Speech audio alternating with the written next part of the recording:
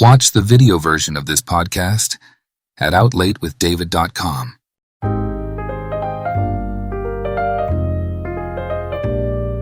Hi, I'm David Cotton. I'm a father, a brother, a son. I'm a retired U.S. Air Force Brigadier General, a former senior executive in the Department of Defense, a corporate vice president, and now a life coach. At the age 59, I told my wife, my kids, and the world, I'm gay. Join me as I talk with others who've made this coming out journey late in life to become who they really are. You're listening to Out Late with David. My guest today was 39 years into his marriage before he came out to his wife. What happened next was both joyful and sad. It's a story of love and sacrifice. And today at age 71, my guest is living a joyful and authentic life. He'll tell us how we got to this place in life and what he's learned. Joining me from his home in Seattle, Ron Bunnell. So Ron, welcome. It's great to have you here. Well, thank you, David. I'm happy to be here. 10 years ago at 61, you were, I think if I recall, 39 years into your marriage when you decided to come out to your wife. What were the circumstances that led to that decision? Well, I wouldn't say so much it was a decision as just a set of circumstances. I had been communicating with a man by email, and my wife happened to read the email. Good. And she couldn't, it didn't make any sense to her, so she just said, well, what is this? And, I had really lived my whole life afraid that this secret would come out. And I don't think there was a day that I didn't think, gosh, what is today the day that it's going to happen? And I had decided that if something like this happened, I was not going to lie. I wasn't going to try to cover it up. And so she said, what is this? And I said, I'm gay. And I literally thought my life would end as I knew it, that my marriage would end, things would happen at work and friends. And she just blew me away when she said, Ron, I still love you. I want us to stay married. And we actually, it was almost like we were falling in love again. Over the next few days, we talked intimately, talked in ways that we hadn't for years, and just really enjoyed and relished, talking about our innermost feelings. And of course, for me, it was like the first time in my life that I could really, be authentic and come out as the person that I really was, and to do that in this loving environment with Barb was just an amazing experience. Why do you think she was so, open to that when you were open, honest, and vulnerable, something you had hidden all those years? And it sounds like it surprised you under her reaction. I think it's just one word. It's love. We had been together for a long time, married for 39 years, but together longer than that. And she's an open-minded person. She had gay friends. In fact, she said, how hypocritical it would be of her to say, yes, people should be open and honest, everyone except my own husband. So we started, like as I said, very positively, but it was a rocky road, because it's one thing to, to believe in the concept and the idea of being married to a gay man. But as things play out, a lot of challenges. What were the bumps then in that rocky road and the challenges that you encountered? Well, we agreed that I would come out slowly. We started by coming out to my kids. When I said I'm gay, they go, "Oh, is that all?" So that really went surprisingly well. And then I came out to my brothers. I have three brothers, and different reactions, but all three said they loved me. Two of them are Christians, strong Christians, and one of them's a fundamentalist. And his reaction was, "Well, you're a sinner, but I still love you." And then when we ended the discussion, he said, "But if you ever got married, I don't think I could come to your wedding." But I just felt good that he was able to come that far. The fact that he was accepting and loving was a big gift. And then, Barb did say that I could have a boyfriend, and so, and that's where things got complicated. So I would, go out with a man, and surprisingly, she wanted me to text her updates on what's going on, whatever doing. She just couldn't stand to just stay home and think, "Oh my God, what's going on here?" and not know anything. And was that a loving, supporting curiosity, or do you think it was something else type of curiosity? Well, I think it was loving and supporting, but also a way to cover up her own pain. She was sharing me. She was, she always wanted to be involved with my life, and here was a part of my life that I think she continued to want to be involved with. But did she have any indications when she found that email? Other than that email, was there any things that you had done or she had observed that had her doubting? No. Oh my gosh, she had no idea. No one did. It was a complete surprise to everyone that I came out to. So you're out there looking for the boyfriend and trying to build a relationship. How did that traverse? So I did go on some dates, and even actually went to San Francisco. We lived in Phoenix at the time, and took a trip to San Francisco with a man, and it was really for me very joyous to just for the first time in my life just be totally who I am. But shortly after that, Barb asked me to end the relationship. She said it was just too much, moving too fast for her. And so I did.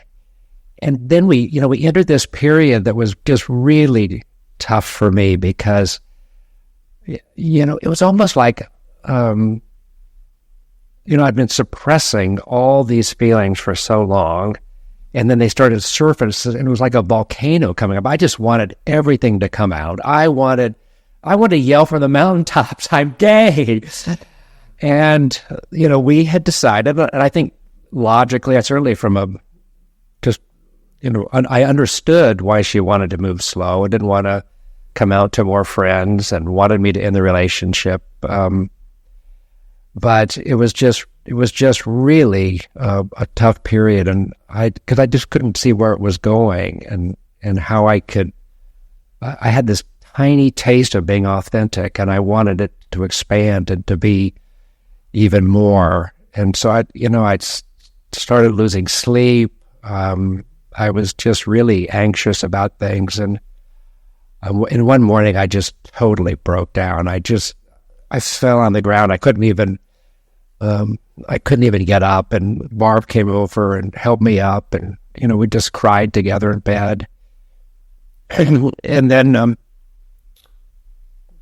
I also started therapy with just an incredible therapist. I really did worry about this secret coming out. It was a part of me. It's kind of surprising when other people don't see it, but I've kept it a secret since I was 9 years old. So I was pretty accomplished at it. I can remember the time when I told myself, "Oh my gosh, I I have to change. I have to keep this a secret. When I was either 9 or 10, our family was on vacation. We went to go see the Hearst Castle, and my dad said, "Oh, each of you boys can go buy something in the gift shop." And I bought this little manicure set, and my dad goes, "Oh, well, that's something for girls." And I think he regretted the comment almost immediately, but it really stung. And I realized, that's a side of me I have to hide. And I went back and looked, I guess it was a few years ago, at photos when I was a kid. And before that incident, I was wearing these, colorful, flowery shirts. And afterwards, it was all muted grays and blues. This is after the response to the nail kit. Yeah. And okay. Like I said, it was a very conscious decision. I cannot show this side of me. Were you ever bullied as a kid in school or by family? Well, and then, it's surprising. I thought I was pretty good at holding this secret, but, kids are pretty intuitive. They are. And there was an incident. I was in 6th grade, and we had this great big, those big dictionaries that libraries sometimes have, on the big giant, stand, the big stand. We had one of those in my 6th grade class, and somebody opened it up and wrote in black ink, "Ron is a fag." Wow. And how did that feel? Oh my gosh. I just felt like, I just wanted to shrink and be invisible. And why do you think somebody thought that and wrote it in the dictionary? Well, I wasn't particularly athletic, or, it certainly wasn't, boyish. And, I think, like when we would play baseball, I would join in, but I'd say, well, I want to be the umpire. I don't want to play. and I would go, I'd play foursquare with the girls, and, there were certainly signs there that people could pick up. So you're getting signals in as a child from family and friends that Ron's got to stay inside this box. Yeah, that's exactly the expected right. Norm of what the norm was at the day. Yeah. You're listening to Out Late with David. I want to share a book that dives deep into the experiences of those in mixed orientation marriages, much like our guest today. It's called Over the Cliff: Gay Husbands in Straight Marriages by Bonnie Kay and Doug Dittmer. This book is a heartfelt exploration of the complexities and emotional challenges faced by gay men who found themselves in straight marriages. Bonnie and Doug offer not just personal stories, but also practical advice and support for those navigating these difficult waters. They shed light on the often unspoken struggles and the journey towards self-acceptance and truth. What I love about this book is its compassion and understanding. It's a beacon of hope for anyone who might feel isolated or confused about their situation. Whether you're directly impacted or just looking to understand more about this experience, Over the Cliff is a powerful, eye-opening read.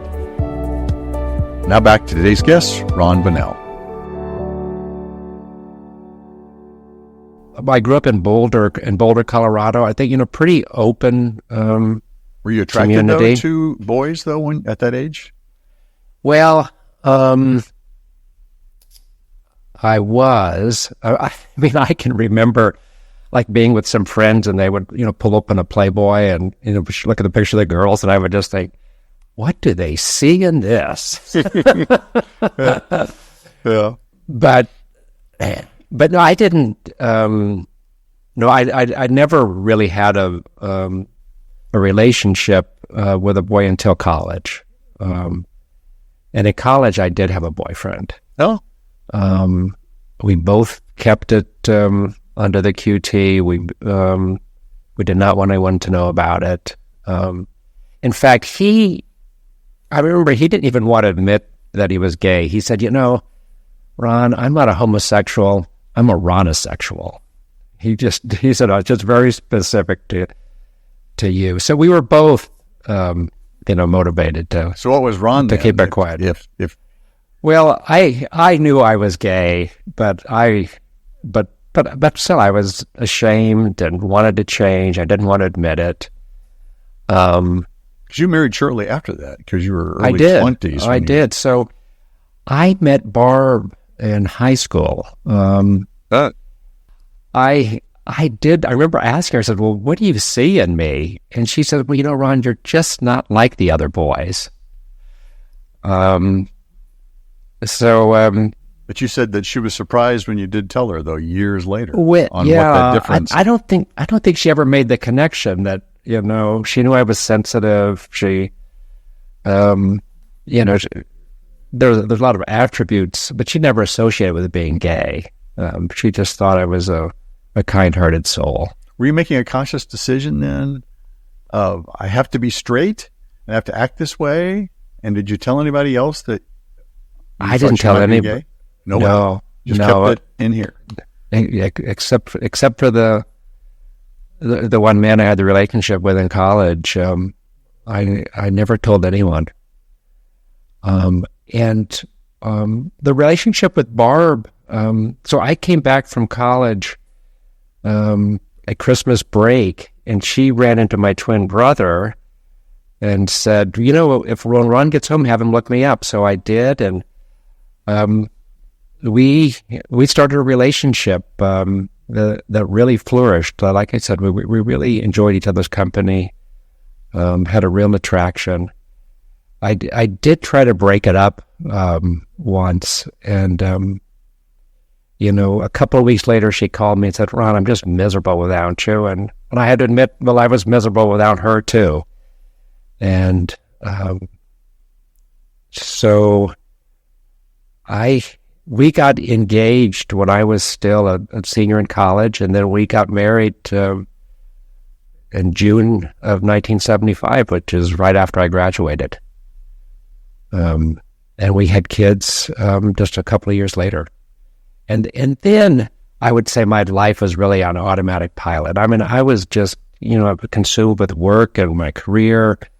I had, 2 kids at home, and I was a very, devoted father and husband. And so that was really what our life was about until the kids left home. Mm-hmm. Yeah, there's a big shift from today's norms in the 1970s of what was acceptable or not and what the boundaries are. It is. I mean, so Stonewall was in 1969. So that. And you think about it, that was in New York City, right? That wasn't like someplace in the Bible Belt. So that was right when I was in high school, and my mother was raised as a Southern Baptist, and I can look back and I say, I knew people that were gay and they had the courage to come out. So I can't say, that it was impossible to do, but it just sure seemed impossible to me. When you heard about Stonewall in '69, did you have any feelings for wanting to identify with that group of people, or? Well, I certainly was sympathetic, and with my friend group, I would say that, they were as well. But it's different to say I want to support the gay community, and then to be married, have kids, and say, oh, by the way, I'm gay myself. I just that was just a leap too far for me. So I've heard from other guests when they entered into a relationship where they knew they were gay at their core, but they were sticking to what society expected, that it did have an impact on the relationship with their spouse, maybe sexual and other things. Did that have any type of negative impact on your relationship with her as you moved through life together? Well, we had, a good intimate relationship. I would say we had a very good relationship.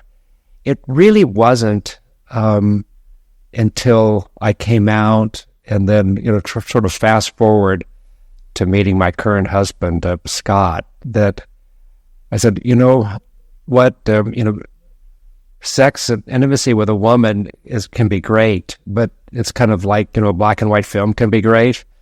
But with a man, it's full Technicolor and the fireworks are going off. So, I would say it's only in retrospect that I would say that things could have been better in that department. Okay. Well, let's take the Technicolor and black and white analogy real quick, because you said when you came out, you go to San Francisco with a guy, and it's just like I see, rainbows and fireworks going everywhere. Yeah. And she's going not so fast. Right. And so she's reeling you back in. What I see is back into the closet. And how did that feel and impact you? Gosh, that was like that was just the toughest part of this whole journey. And I explained I started therapy. I did get on Lexapro. Were you depressed? Did you feel you were depressed? I would not have said it myself, but I have to say that Lexapro had a remarkable impact on stabilizing me. But I really noticed I was just sleeping better. But the third thing is that I joined HOW, it's Husbands Out to Wives, and that was just an amazing organization because it's composed of men who are married, gay men. They're out to their wives and they want to maintain their relationship. And so it was very helpful for me. I started with just exchanging emails with the men, a part of the group, but also to Barb because she would talk to the wives in the group. And so this really, did, just knowing you're not alone, and that there's other guys out there in the same situation, and of course they reached out and were so supportive. And then shortly after I joined the group, they had their national conference in Minneapolis. This would be in 2014. And I went there, and that's where I met Scott. And we just had an immediate connection. We just really had a lot of affection for each other. He's just an easy person to love because, he's just down to earth and respectful, and just one of these guys that everyone loves. And, I told Barb about him, and she said, she's ready for me to have a boyfriend under two conditions. One, that he be out of state, because she didn't want this constant competition. And two, that she meet him and approve of him. So we met in October of 14. In that December, Barb and I flew up to Seattle from Phoenix, where we lived, and we met Scott and his wife. They picked us up at the airport and took us out for a really nice dinner. And halfway through dinner, Barb leaned over to me and said, "Well, you found a winner." So the two criteria were met in her mind. The two criteria were met. And she had evolved. I mean, to her credit, she went from saying, a few months earlier, "I'm just not ready for you to have a boyfriend," to, "I understand this need, and here's a compromise that we think can work." As a life coach, I'm committed to help you discover the passions in your life and help you map a course to achieve the things you really want. Together, we will unwind those persistent self-doubts that are holding you back. You'll begin to see your passions more clearly and set achievable goals. Throughout your journey, I'll be there to challenge and encourage you in moving forward to discover your authentic self. For more information about my personal life coaching services, or to arrange a complimentary consultation, visit davidcottoncoaching.com. You're listening to Out Late with David. One thing that comes to mind, you had mentioned to me before that she had had kidney disease, and you had donated a kidney to a network which allowed her to get a kidney from a matched donor. Do you think that had any effect on her openness and your long-term future and happiness? She had polycystic kidneys, and which is a disease that doesn't really have any negative consequences until, at least for her, until age 55, and her kidneys started to fail. And then it wasn't until her early 60s that she really needed a transplant. And I was planning to give her one of mine because we were blood type compatible, but it turns out that she had developed antibodies to my antigens during her pregnancies, and we no longer were compatible, which was devastating news. And so we were part of the first ever pay it forward kidney chain. Matt Jones came down from Petoskey, Michigan to Phoenix to donate a kidney to my wife. And a week later, I flew to Toledo, Ohio, and gave a kidney and to Angie. And then her mother paid it forward, and it just kept getting paid forward. And it's beautiful. It captured the imagination of the country, of the world. It was all over the news and the three networks and USA Today, and even serious publications like the New England Journal of Medicine. And when you ask the question, well, does this impact our relationship? Well, I have to say, so a week after I donated a kidney, I came back to Phoenix, and we were both recovering from surgeries together. And it really was a very intimate time for us to be experiencing this together, kind of a whole new lease on life.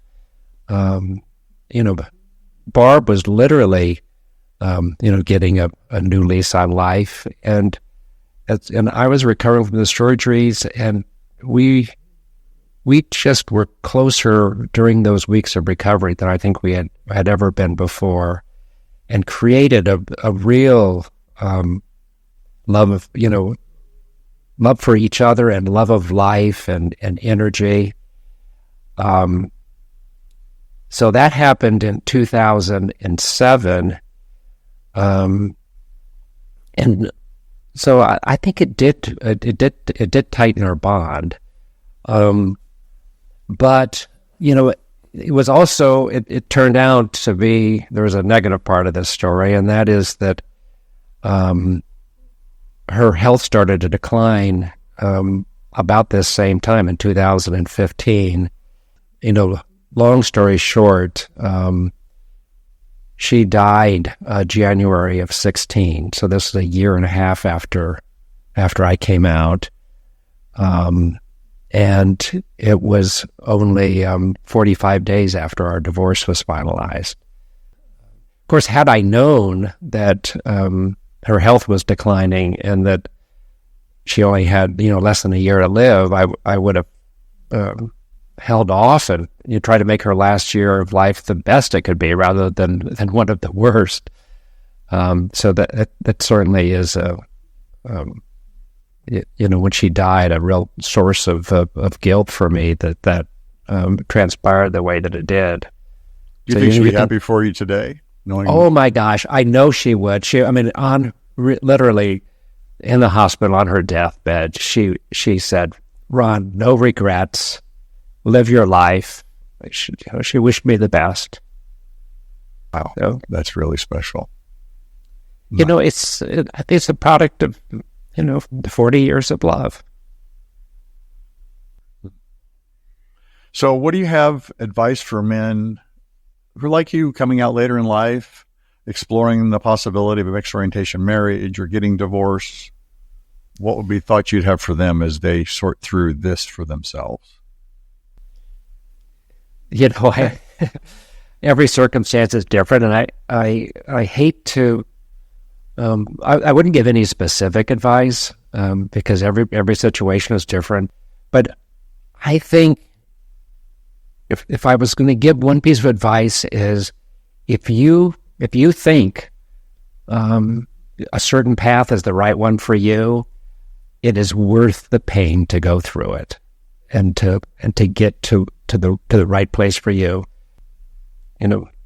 Pursue that path and.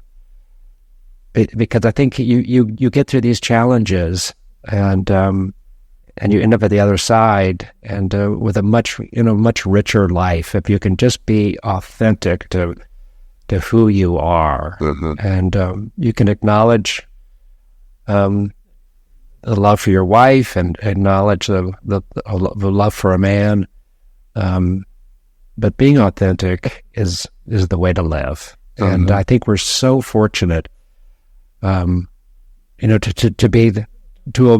evolve as far as we have, so that people growing up today, I mean, I have young friends who don't even have a coming out story. I'm just myself. Yeah. I mean, people your age, I mean, I don't know anyone that your age, my age, that doesn't have a coming out story. Yep, we all have coming out stories. And they're all interesting and they're all unique. So when you talk to a younger person and they, which is the way it should be. It's just actually the way they should be. Oh my gosh. I do have one burning question because I can't get past this in my head. Yeah. You said you had a brother that said wouldn't come to a future wedding. Oh my gosh. How did that end up? Oh my gosh. So, Scott and I and Roger and Allie, we were on vacation in Mexico together. And that's when I told them that we're going to get married. And I said, I'd really love for you to come. And they said, oh, we'd love to be there. And I said, what? What changed your mind? And he said, God gave us lots of commandments, but the number one is love.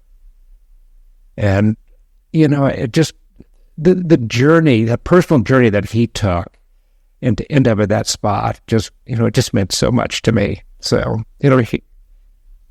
he was my best man at the wedding, and my other two brothers, were up there with me. So, yeah, I sometimes you just need to give people time, and yes. and they'll work it through. At our wedding, we were surrounded by love from friends and family. Barb had died before the wedding, but her side of the family was there. Cousins and siblings. We're very, very fortunate because we just have the full love and support of both of our families. So we know that we have a lot to be grateful for. Well, Ron, thank you for sharing your story today. It sounds like you have a joyful life, and we know this is going to help others who are going through their own struggles for themselves. So it'll be of great service to them. Thank you very much for today's time. Thank you. It was my pleasure. Ron is a good example of why some couples choose to live in a mixed orientation marriage after one of them comes out. He told the story of their loving life together, raising children, and even donating a kidney for her in her time of need. I was struck by the graciousness of Ron's wife, wanting him to be happy in his fully realized sexual orientation, even supporting his desire for a close relationship with a man. I was touched by the fact he believes his late wife would be happy for him and Scott and the life they built together. As Ron mentioned, he found the insight of the Husbands Out to Wives support group helpful. To find out more about Husbands Out to Wives, check our resource section on outlatewithdavid.com. I'm David Cotton. See you next time. To hear more episodes, visit outlatewithdavid.com. And to learn more about personal life coaching services, go to davidcottoncoaching.com.